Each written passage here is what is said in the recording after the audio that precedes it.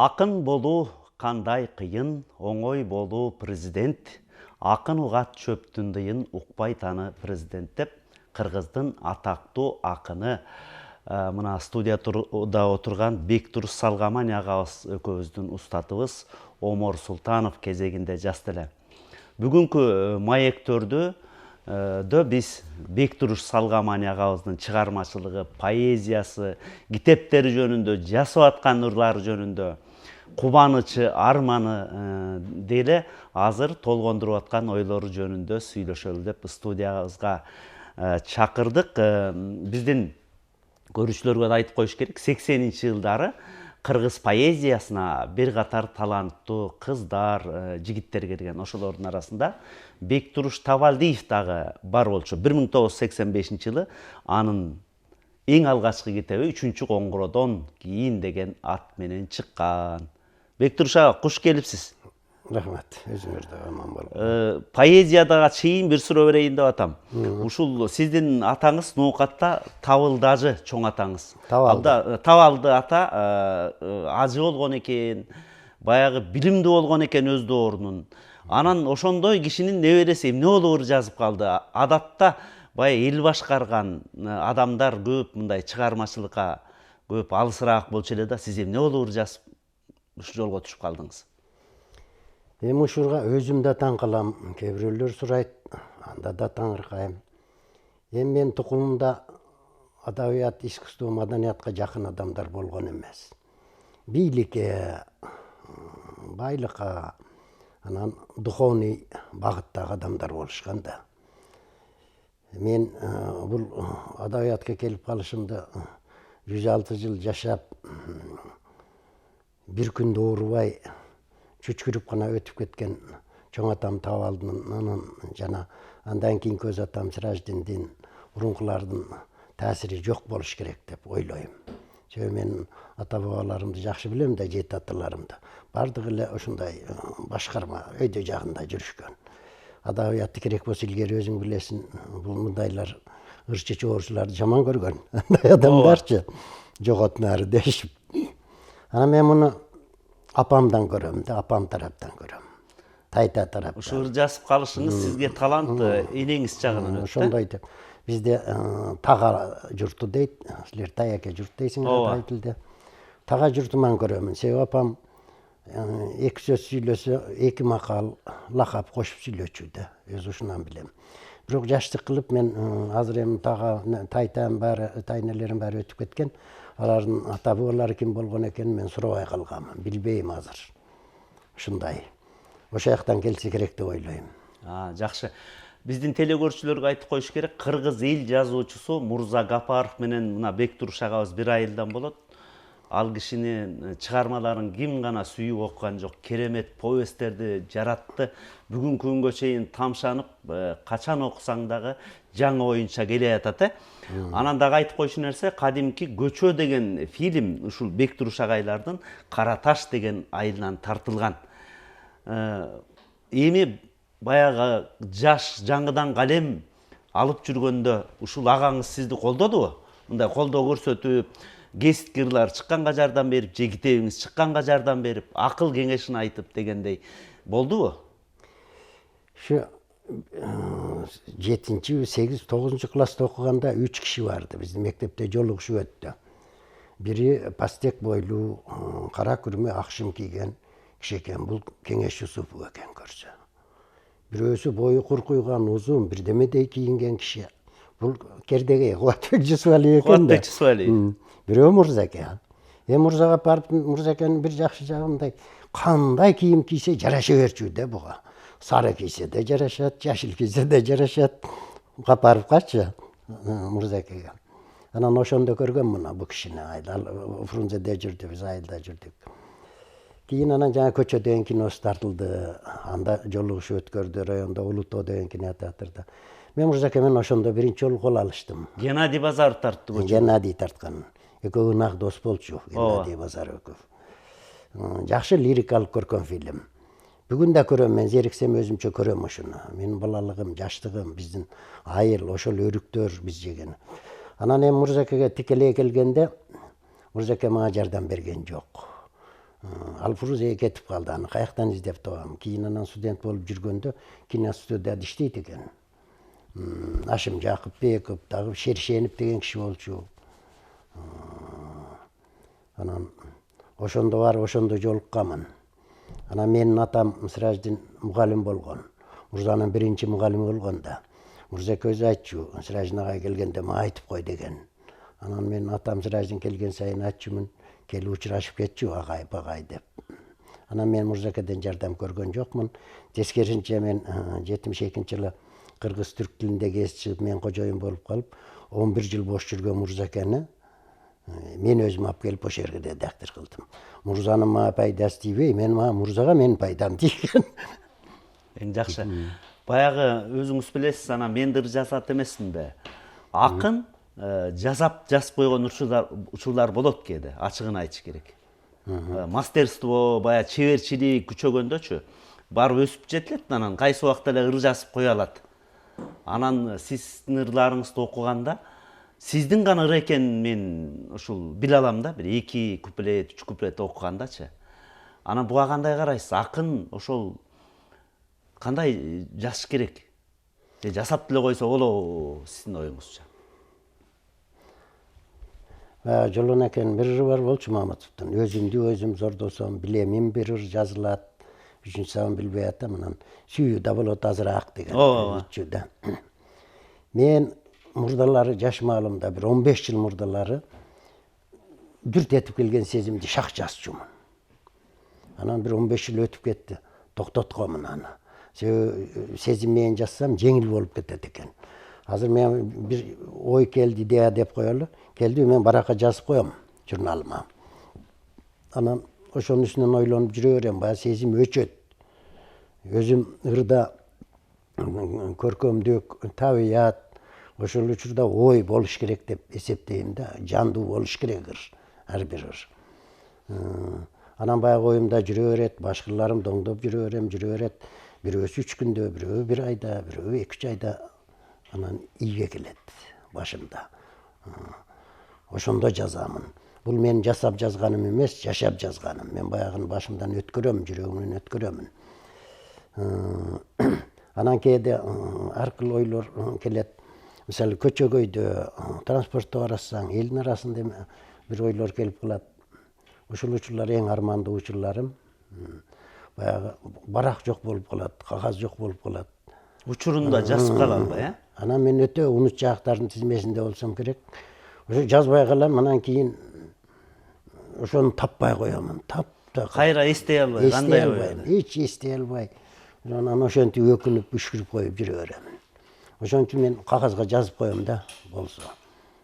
Бул азыр телефонго жазып атышпайбы? Ушуга кандай карайсыз? Мисалы, барат эле телефон ыңгайлуу экен да. Телефонду ача коюп эле жазып коет экен. Сиз ушуга кандайсыз? Жаңы неме? Мен кээ бирөө калем менен гана жазам дейт да. Мен ушу жаңы технология менен түк келише албадым. Телефонду жазышты билбеймин. Телефонду алган чалганды эле билем, мен мындай жазганды билбейм. Ал эмес мен бирөөгө саламатсыңбы дегенди да бирөөлөргө жаздырамын. Ушуну жазып берчи деп. Анан дагы бир өкүнчүм айтып коеюн, бирөөлөргө мен өзү сабаттуу жазам кыргыз тилинде, үтүр чекитке чейин. Бирөөлөргө жаздырсаң туура эмес жазат. Анан бектир ушундай ката жазат экен дейби деп жаздыра да албайсың. Бирөөгө жазып бер дейм да, мындай деп жазат. Ушундай, анан мен антип жаза албайм. Телефонду колдонуп жаза албайм. Ушул жерден жана башында эсимен чыгып кеткен турбайбы? Бектуруш Таабалдиев болуп элечи. Анан эмне болуп Бектуруш Салгамани болуп калдыңыз? Анткени ушу бир окудум эле, анткени бир Кыргызда мыкты адамдар бар, Таабалдиевдер. Ушу эмнеге которуп салдыңыз фамилияңызды? Муну көп сурашты, көп айттым. Көптөр, айрыкча менин айылым Караташтагылар, ошо Ноокаттагы адамдар, мындай башы көрүнгөн адамдар көп эле мага кичине нааразылыгын билдиришкен. Азыр токтошто окшойт. Сен Кочкоров, Эшматов, Ташматов болбосоң, атаң улуу адам болсо, эмне үчүн атаңы жээрийсиң фамилиясын дешип. Анан мен айтчумун да, ошо улуу деген Табалдын өзү дагы Салгаманга көмүлгөн. Салгаман бул кыштоо болгон. Сал команда өтө илгери эме көп болгон экен. Чочко, Каман, чочконун жапайы деп. Салгаманды. Анан ошо салкаманды дегенден бирип, салкаман биздин ичкилик тилинде ур дегенди билдирет. Ур каманды, өлтүр деген дейт. Ошондон болуп калган. Анан бул атамды жерип эмес, атам сөөгүдө ошо жерде. Чоң атамдын өз аталарым бар. Анан эми ал жерде кийин өкмөт эмелерди алып келип, трактор, экскаваторлорду алып келип ал жерди тегиздеп жок кылып койду. Азыр ал жер тамеки эгилди. Илгери камыштуу бир 10 гектардан ашкан жер болгон. Азыр тала болду, Азыр тала, бир түп камыш жок жерде. Мен Салгамандан ошонун боюнда чоңойдум. Нимне деген чымчыктарды көрчүмүн. Ишенсең ушу бармак баштайдагы бир кооз тикте отура бере турган чымчыктар болчу. Ошо Салгамандын камыштардын ичинде. Түркүн жыландар болчу. Ак, кызыл, сары, көк, түркүн канаттуулар болчу. Азыр бири жок. Ошон. Мен ошолордун баарын атын билчүмүн кичинемде. Унуттум да. Жок да, Салгаманды тегиздеп койду. Салгаманды 80-жылдарда эле теп-тегиз кылып тамеки эгип таштады.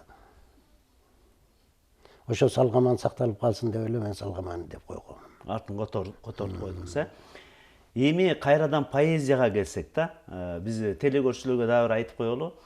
Биздин маектörдө кыргыздын таланттуу акыны Бектуруш Салгамани агай менен анын чыгармачылыгы жөнүндө, учурдагы жашоосу, өмүрү, ырлары жөнүндө ачык сүйлөшөлү деп атабыз. Анан Бектуруш агайга да айттым, эми көп жымсалдай бергенде да болбойт, мындай ачыгыраак айталы депчи. Кыргыздын кайсы акындары менен ээрчишип жүрүп дегендей, алардын түбүн ичип дегендей, мындай учурашып бир жакшы сөздөрүн уктуңуз. Анткени көп учурда сиз Омор Султановдун ырларын айтып каласыз.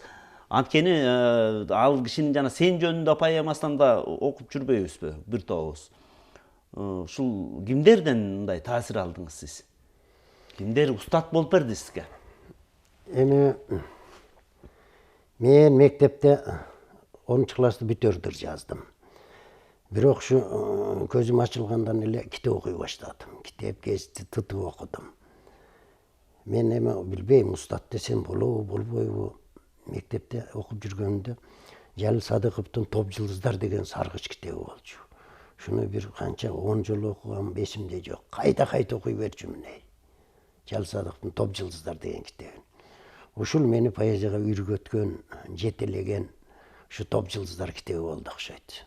Албетте мындан башка колума тийген китептин баарын окуй берчүмүн. Азыр эстесем Рахман Ысыев, Асан Өмүрзаков, кимдерди гана окубадым мен. Чыккан китептин баарын окучумун. Ылгашты билбейм. Ал проза. Колуңузга китеп тийсе окуй бердиңизби? Издеп жүрүп окуйм. Проза, поэзия баары бир китеп менен кездин баарын окучумун да. Анан кийин Фрунзеге келдим, студент болдум. Анан ошондо китепти ыргап, иргеп окуганда ошондо түшүндүм.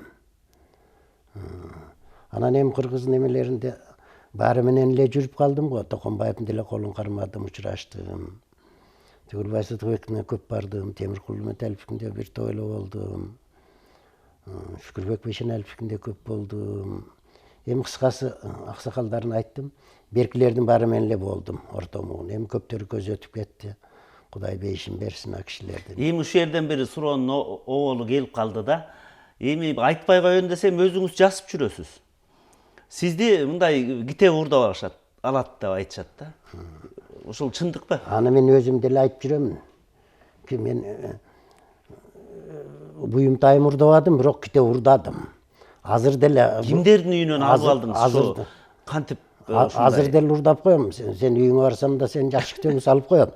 Көрсөтпөй. Ошо кандай ыңгайларда болду? Эми ошол жазып жүрөсүз да. Кимдердин үйүндө, мисалы, белгилүү адамдардын, кимдердин китебин алып кеткениңиз болду? Сооронбай агайдын үйүндө болгон экенсиз. Мен 3-чү курста башталды го дейм. 2-чү китеп уурдамайбы? Ноокат районунун 1-чи мугалими, 1-чи Зав районосу Темиркул болгон Үмөталиев. Анан Ноокаттан бирөөлөр аманат кат жазып берген. Мына Москва көчөсү менен кайсы көчө? Ошол жерде Темиркул Үмөталиевке жеткир дешкен. Аманатты жеткиргени барып, анан ошол жерден Зура деген аял бар болчу. Эже. Анан ошол жерде көрүп Темиркенин китептерин. Ошондо бир 2 китеп сокконмун. Алгачкы согуум. Бул алгачкы китеп уурдаган Темиркул агай. Төлбашы урлугум. Андан кийин Сыдыкбековдун уурдадым. Койчу мен жеткен, колум жеткен, аягым жеткен жерден құр чыкчы эмесмин, китеби бар үйдөн. Урдачумун. Сиздин өзүңүздүн китептериңизди да Мен урдатып өзүм да жүргөнсүз. далай урдаттым. Мисалы кимдер урдап алды деп ойлойсуз? Арам ока таш болбойт деп, мен урдап келгенди тез эле урдатчумун да. Эми кайра эле китепке келсек, сиз менимче китепти аз чыгарасыз, бирок көп жасасыз. Көп жасасыз, сиз денесиз, анан китептин саны аз да. Саны аз, анан китеп моундай болуш керек деген көп сын пикирлерди айтасыз. Анан китеп кандай болуш керек, деги акын кандай чыгарыш керек? Оюңуз кандай ошо боюнча? Анан ырларыңыздан да окуп берейин. Мен былтыр окудумбу же уктумбу, азыр эстей албай турам. Мына Казакта Кадыр Мырзалиев, кийин Кадыр Мырза Али деп чыгыптыр китептери. Интернеттен Белгилүү акын атты. Күчтүү акын болгон. Ооба. Күчтүү акын. Анан жакшы инсан да болгон. Акын жазуучу, ошо акын жазуучу эле боло бербей, жакшы адам да болуш милдети. Кадыр Мырза Али жөнүндө угуп көрсөм, казактарын угуп көрсөм, бул жакшы адам да болгон экен бул. Оорукер, жол көрсөткөн, жаштарды өстүргөн, ак көңүл адам болгон экен. Ошо кишинин эмесин окуп алып таң калдым бир жорогун. Бул иштеп жүргөндө иши бүтөр менен үйгө кайтчу экен. Иштейин, үстөлгө отурайын деп, үстөлдөн жылчу эмес экен. Кийин анан бул өзү эме жасаткан экен, чынжыр. Анан бирөөнү ошо жазма үстөлүндө кадатып чыкпай турган кылып, экинчи учун колго байлайт экен, сол колго. Сол колго байлап, капканды салып, кишенди салып. Анан аял балдары бир жак кеткенде, ачкычты колу жетпеген жака ыргытып коет экен да. Кадыр аксакалчы. Ошолор келгенге чейин ордунан тура албайт, байлануу. Анан ушинтип жазат экен, убакыт ушундай үнөмдөгөн экен. Биз болсо, мисалы мен бирөө дарбазадан какса, же бирөө телефон чалса туруп кетип калам. Ырга алып калат да ошо. Ойдун баары калат. Бул убакытка ушундай үнөмдөгөн экен да. Биздин пайгамбарында сөзү бар. Пайгамбарыбыз алейхиссалам айткан, менин үммөттөрүм эки нерсенин кадырыга жетпейт. Биринчиси ден соолук, экинчиси убакыт деген. Туура эле сөз да. Биз ден соолугубузду өзүбүз бузабыз, убакытыбызды чачабыз. Анан бул пайгамбардын бул сөзүн мен кийин дебис кылдым. Андан кийин Кадыр Мырзалиевдин иштөө стилин уктум. Аны 1-2 жыл болду Кадыр Мырзалиев укканыма. Анан убактым дүнөйүн деп мен деле бир 15 жылдан бери аш тойго барбаймын. Оюн зоокторго деле барбайм. Мисалы үчүн кыргыз өмүрү тойго тойбойт. Аталса да той кылат, не болсо эле той кыла берет кыргыз. Шапалактай грамм аталса деле жуучтан той кылат. Анан тойлордон тажап бүткөмүн деп барбайм тойлорго. Саат 6-га чакырат, барасың, ошентип анан ошо күнү өлөт. Түн жарымда келесин. Ошон үчүн буларга катышпай койгом. Мен албетте бирөөлөрдү тойго мындай оюн зоок бирдемелерге барба деп үгүттөмөкчү эмесмин. Айрыкча чыгармачыл адамдарды үгүттөбөймүн, өздөрү билсин. Бирок ошондо дем убактыларын үнөмдөп, ошо жакта бекер эле шарактап 5-6 саатын, 7-8 саатын өткөргөнчө бирдеме окуп, бирдеме жазып алган пайда. Ушуга чакырам да. Анан өзүм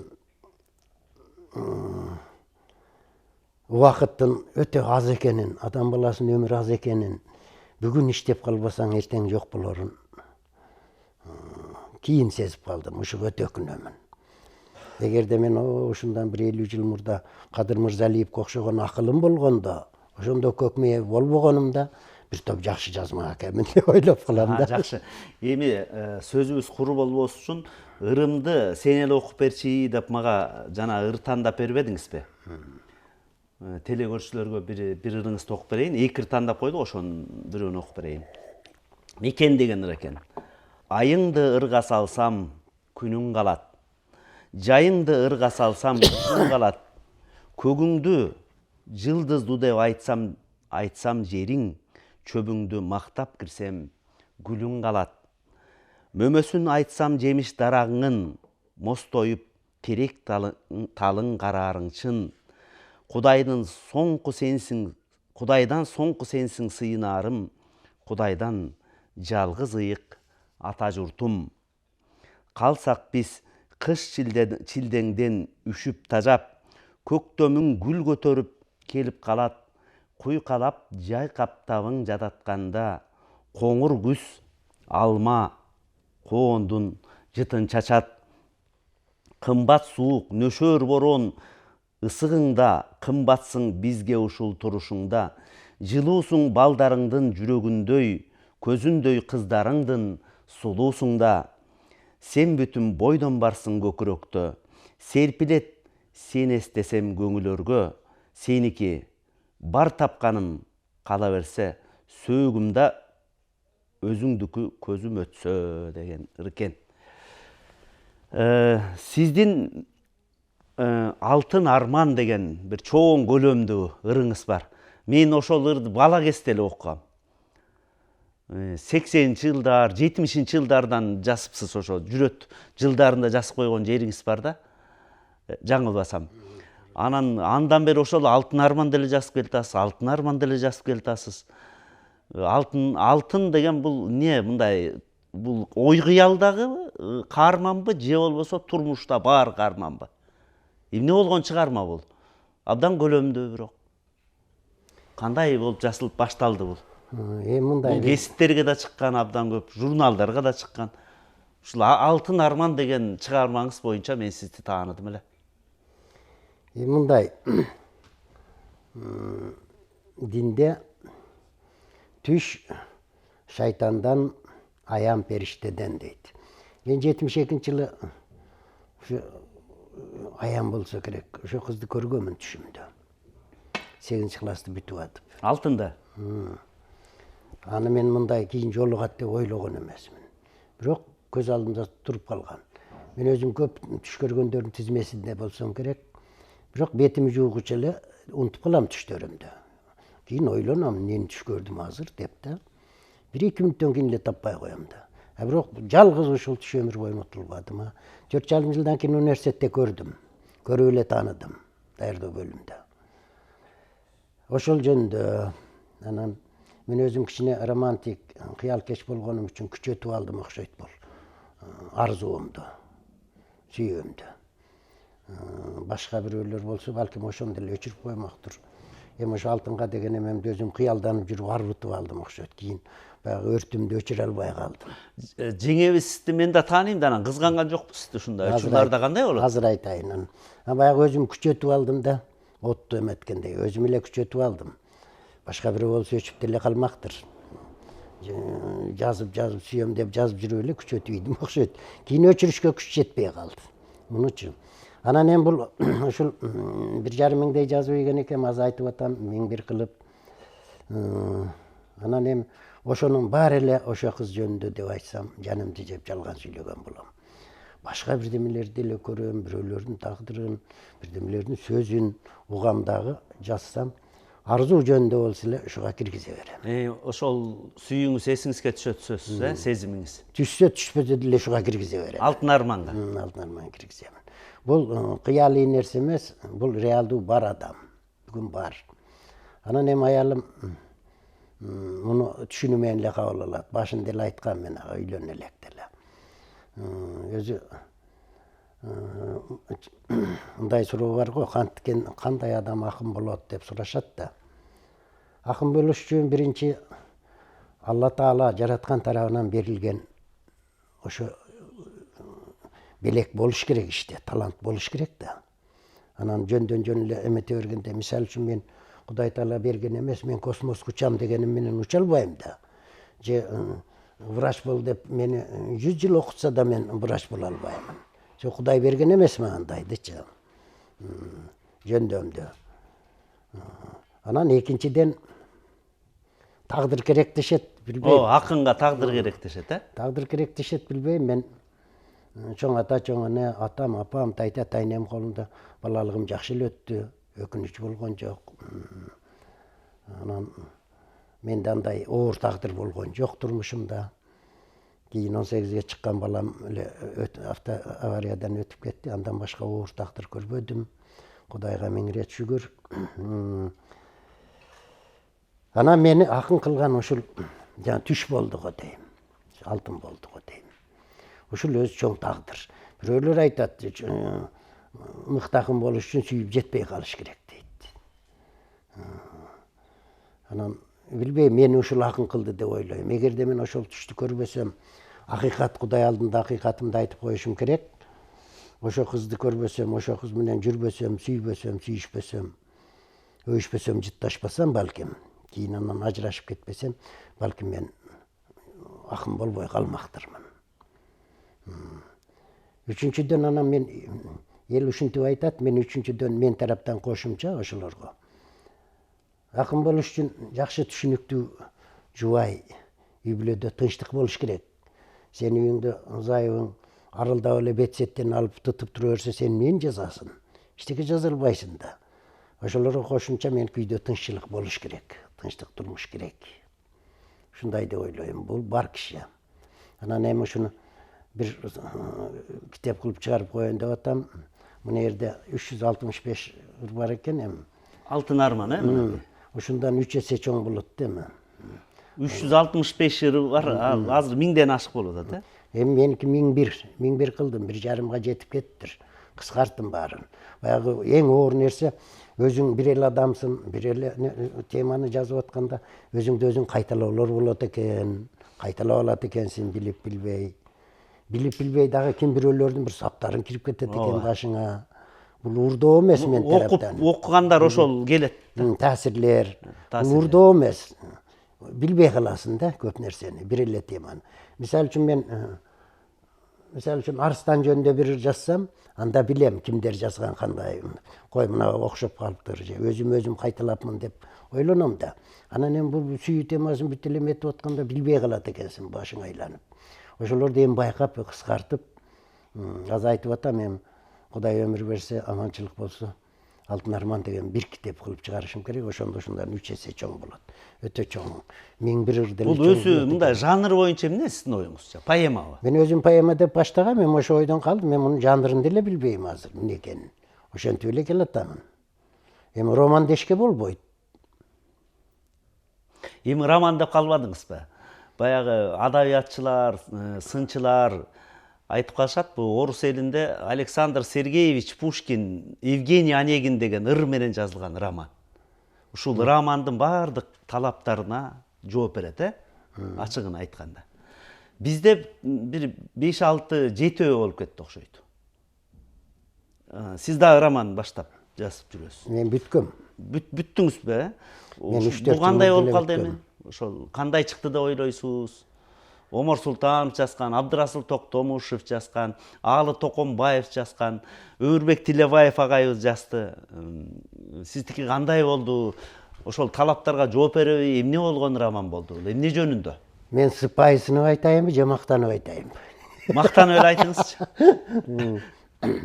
Мактанып эле. Мен ошол романдардын баарын окуганмын. Жанагы мен санаган романдарды. Өмүрбектин романын окуй элекмин.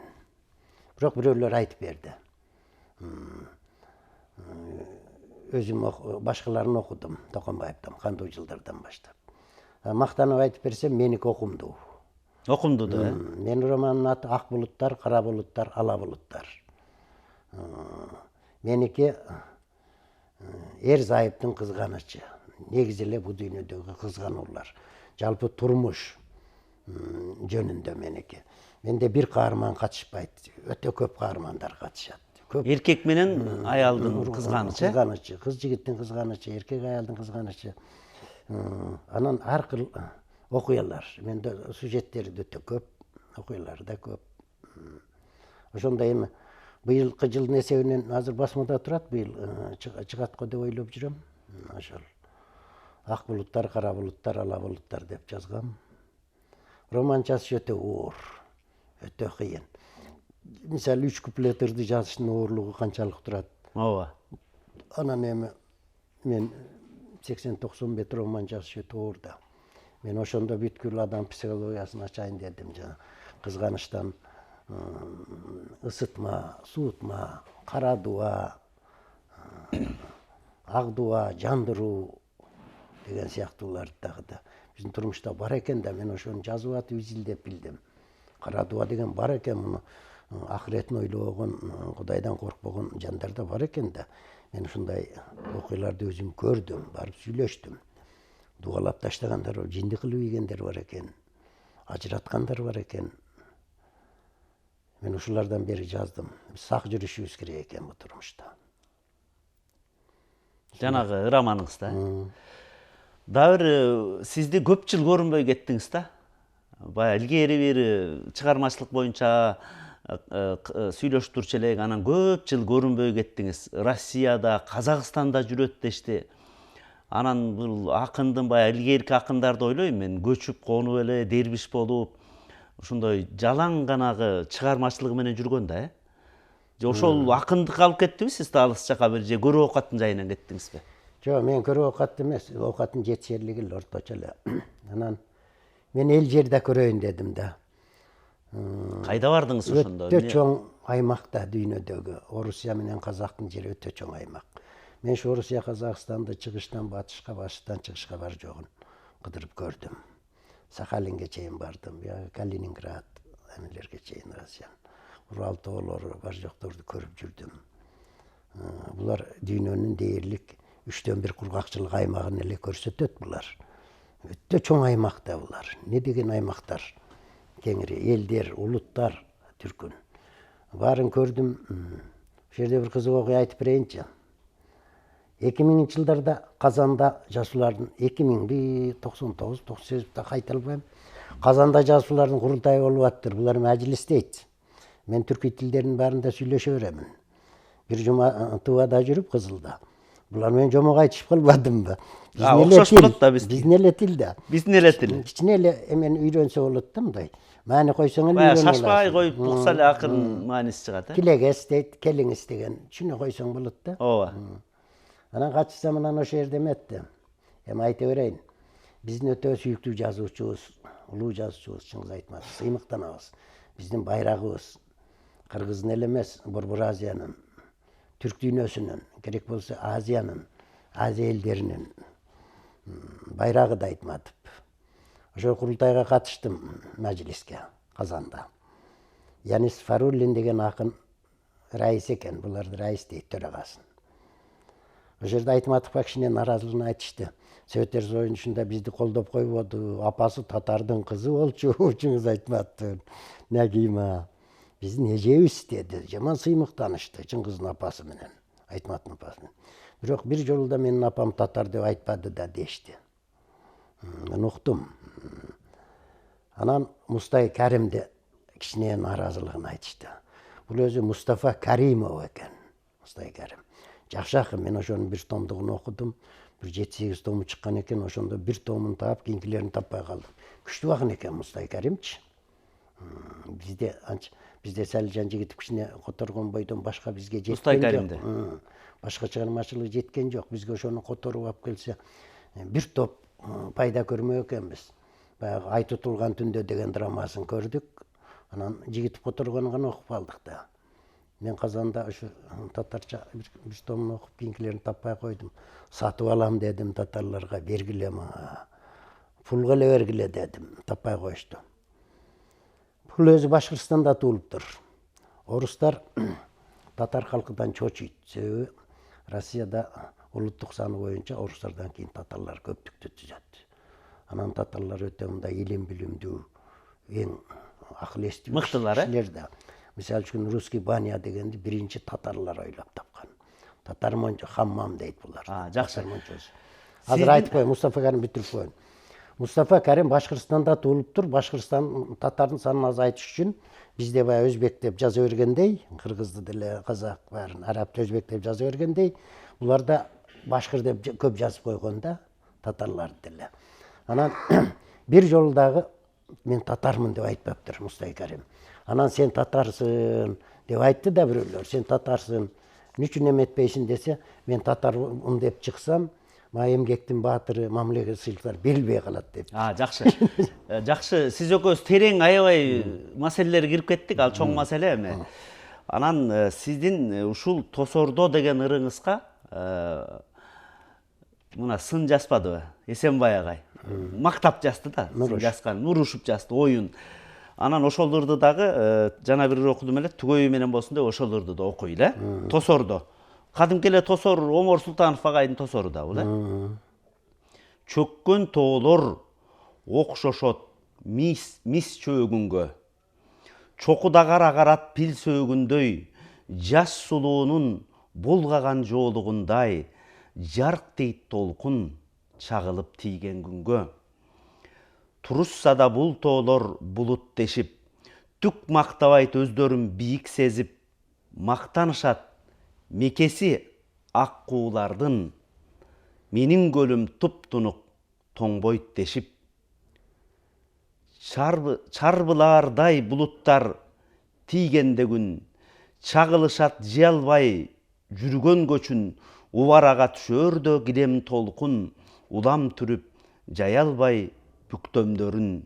Ак кемедей кылкылдап туш жагыман, аярлашпай өтөт ак куулар улам, кашка дөбөт чынжырын үзгөн толкун, кара жарды тиштөөдө шыйрагынан, байлоодо көп тургандан жедеп бүтүп, бошонгондой кокустан жибин үзүп, жерден башын көтөрбөй бука толкун, жолуккандай келатат баарын сүзүп.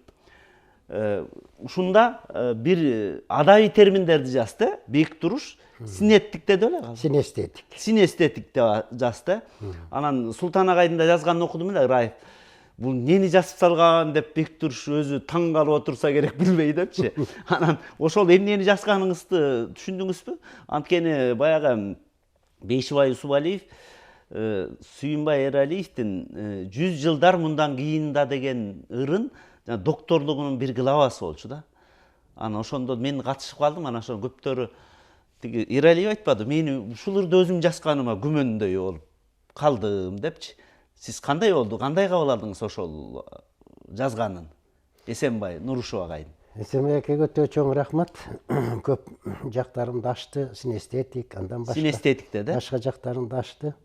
Бирок мен эми ушуну синестетикалык ыр жазайын деп жазган эмесмин да. Мен жөн эле жазганмын. Анан акиши ошондой деп таап чыкты да. Мен атай ушул багытта жазайын деген оюм болгон эмес. Эми мен мындай синестетикалык ырлар бир эле көрүнүштө, бир эле окуядан же бир көрүнүштөн бир нече нерсе түрлөргө аударып айтып, бир көрүнүштө, бир көрүнүштө 5-6 жак менен айтышты синестетика деп айтат го. Анан эми мен андай ырларды көп жазганмын. Нурушев окуй элек, көп деле ырларым бар. Мындай эле окуй элек. Азыр деле ошондойлорду жаза беремин. Мисалы, жакында эле жазып койдум булуттар жөнүндө бир мындай ойлонуп жазсам, карап көрүп жазсам 5-6 түргө болуп кетет экен булут деле, бир эле булут. Бир эле булут, 5-6 көрүнүш берип кетет экен. Мындайларды көп жазгам. Дагы жазыла берет го дейм. Жакшы. Биз кыргыздын таланттуу акыны Бек Туруш Салгамани агай менен чыгармачылыгы жөнүндө анын ырлары, өмүр жолу, алдындагы ой тилектери боюнча сүйлөшүп атабыз. Бек Туруш ага, акыркы жылдарда сиз жана эскерүүлөрдү жазып атасыз да. Абдан таасирлүү жазып атасыз. Бул өзгөчө жанагы социалдык тармактарга чыгып атат. Алым Токтомушев жөнүндө жаздыңыз, Шербет эже өмүрлүк жарыда. Анан Качкынбай Осмоналиев, Шахризада, Уркаш Мамбеталиев жөнүндө жаздыңыз, өзүмүн окугандарымда. Бул кандай болуп чыгып атат? Эстеп атасызбы? Мындай жакшы экен да, окууган тартып жүрүп отурат экен, андай деле бир бош убакыт болсо окуу келет экен да абдан.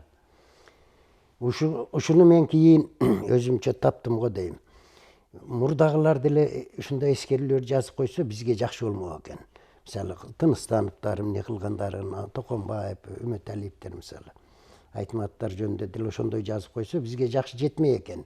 Бул адабиятты иликтөөдө, изилдөөдө деле кийинки муундардын, ошо алдыңкы муундарды үйрөнүшү жөнүндө жакшы сабак болмок экен да, ушундай эскерүү нерселерди жазып койгондой. Мен өзүм көрүп билген, ушу дөш аалардын, таанымалдардын өзүм аралашып жүргөндөрдү бир жазайын деп жүрөмүн. Жаза баштадым. Бир топторун жаздым. Жакында эле Жоло Мамутов, Турар Кожомбердиев жөнүндө да жаздым. аларды мени жумшагандары, урушкандары жөнүндөгү окуяларды. Эсиңизде бар экен, Бар, эсимде барларды жазып атам да. Шуну мен жазып койбосом кийинкилерге эме болбой калат экен. Сен жөнүндө да жазып атамын. Бар эле жөнүндө. Мен мурункулардын көбүн жакшы окуяларын билбейм да. Мисалы Мидин жөнүндө жазып койсо, Райган жөнүндө жазса. Сонун болмок да. Кандай сонун болмок, эскерүүлөр болсо. Жок да. Анан азыркыларды жазып коюш керек. Ушул жерден дагы кеп удулуу келип калды. Бир 4 мүнөт убактыбыз бар. Көп эле адамдардын атын атадык. Жакшы сөздөрдү айттык. Жолом Мамытов менен Турар Кожомбердиев бир кыргыз поэзиясында бир өзгөчө көрүнүш го. Кандай дейсиз? Туура эле. Кандай эсиңизде калды булар? Эми булар күчтүү акын. Мен экөө менен деле мамилелеш болдум. Чайпайга жумшашканда жүгүрүп барып алып келип берип аттым. Мен ошону сыймык көрчүмүн жаш маалымда. Ошолор менен Жаш кез, таанышып, бар магазинге десе жүгүргөнүмө сүйүнчүмүн. Негизи да. Анан эми өтө өкүнөрлүгү булар 48 жашында кетип калды да. Дагы бир 20-30 жыл жашаганда булар адабиятта дагы алдыга жылдырмак. Мыктырлар жашап, Мыкты жазышмак да. Эрте өтүп кетти. Бул экөө эле эмес, мисалы үчүн Тургунбай Эргешев, Табалды Муканов, Беганас, Айгүл эже Узакова, Беганас Сартов эрте өтүп кетишти да. Өмүрлөрү кыска болуп калды. Мен Жолом Мамытов, Турар Кожомбердиевдер биздин адабиятка чоң эмгек сиңирмек. Мына Омар Султановго окшоп узак жашаса, 80ге чейин чыгып бергенде, булар деле чоң иш кылмак да. Ажал эрте алып кетти. Ушундай. Эми алдыда асыл тилектер. Бир убактыбыз да соңуна келе жатат, бирок ошончо да убактыбыз бар. Кандай ойлор бар алдыда? Баягы улам бир бийиктикке жеткенден кийин алдыда дагы бир бийиктик көрүнүп турат турбайбы? Ыр менен роман жазсаңыз, 1001 ырдан турган поэма жазып салсаңыз, дагы ойлор болуш керек да. Мухтар Жакановдун бир сөзүн окугам баягы жылдары. Бизде элчи болуп жүргөндө. Максат көп жазышты эмес, азыраак жазып өзүңдү пропаганда кылышта деген экен. Азыраак жазып анан өзүңдү пропаганда кылышта. Акшин жазган ырлары бир 2 том деле чыкпайт болуш керек. Ырлар аз эле Жакановдун. Окуп калдык мен. Анан мен эми жазбасам болбойт. Мен бирөөлөр окуян айтса, ошол мага таасир эте берет. Мен өзүм ойлонгонго караганда бирөөлөрдүн айтып бергенин жакшы жазам. Ошол мага күчтүү таасир этет. Жүрө берет башымда, жүрө берет, кагазга жазып коем кара сөз менен. Анан ошону эметем. Азыркы максатым мен ушу жаңы роман менен ушу поэманы чыгарыш жакын арадагы ниет максатым. Бирок ушулар чыгарайын деп эле жүрө бербей, тытынып деле бирдемелерди жазып атам. Кийинки учурда өзүм эми поэма дегенге да дитим барбайт, баянат деп коюп алып эле жазып атам. Жакын деле курсташым Улданай деп жаздым. Азыр мисалы 5-6 күн мурда жаздым 5 литр суу деп. Бирөөлөрдүн окуялары да сюжеттүү эмелерди. Муну поэма десе болобу, болбойбу билбейм. Мен өзүм баянат деп ат коюп алганмын. Ушу баянаттарды да бир китеп кылып чыгарайын деп жүрөмүн. Жакшы. Кыргызда баягы китеп балдардай болуп калат турбайбы? Кайсыл китебиңиз мындай купулуңуз катуу болуп? Мен купулума толгон китебим жок азыр. Билбейм, купулума толгон китеп чыгара аламбы, жокпу, Кудай билет. Өзүм алдын ала билип турам, бу менин романым жалгыз роман болбойт да, ырлар да болот, баянаттар болот. Ошо китебим деле купулума толбой калат го деп шекшинем. Эми жакшы маек куруп бердиңиз ачылып. Эң башкысы сиздин окурмандарыңыз көп болсун. Мыктырларды жазыңыз. Анан акынга баягы сүйүү керек сөзсүз. Жүрөгүңүздө сүйүү болсун, эргүү болсун. Аны айтып атпайсыз, кайнап жашагым келет депчи. Окурмандарыңызга 10 мүнөт секунд берейин, 10 секунд. Мен азыр бардык сүйүүм поэзияга өтүп кеткен. Бардык сүйүүм поэзияга, анан Кудайга. Ошол. Эл журт бар болсун, аман болсун. Бүгүн китеп окугандардын саны көбөйүп атат. Бул мени өтө сүйүндүрөт. Элим, журтум бар болсун. Рахмат. Рахмат, ден соолукта болуңуз. Ишиңизге ийгилик каалайбыз. Узак жашаңыз, узак мыкты мыктырларды жазыңыз. Урматтуу телекөрүүчүлөр, биздин маектөрдө кыргыздын таланттуу акыны Бектурус Салгамани болду. Көңүл бурганыңыздарга чоң рахмат. Кайрадан жакшылыкта ушундай эфирден жолугалы бар болуңуздар.